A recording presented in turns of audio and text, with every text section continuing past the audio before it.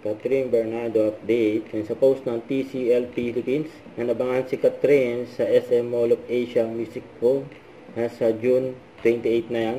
4 PM mag-i-start for TCL event. Ito pa yung mga picture ni Catherine. And during after party ng Pilipinas Got Talent, si FMG, and si Kuya Robby, sa si Mikey. Ito post ng fans ni Catherine. Ngayon nabangan pa nga siya. Yan pa yung mga picture ni Catherine.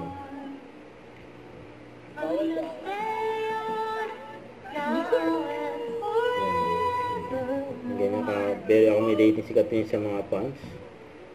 Grabe din yung effort ng mga fans si Catherine. Makita lang si Catherine.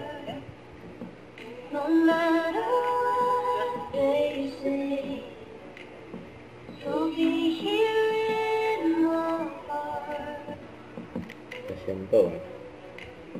May si Melay, saka si Catherine, may si Jessie J. Yung Pilipinas Got Talent.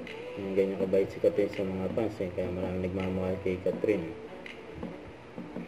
Kaya nabangan pa yung upcoming project niya. Yes, soon.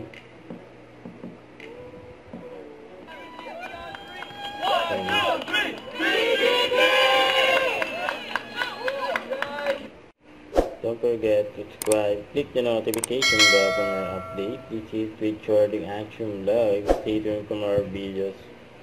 See ya.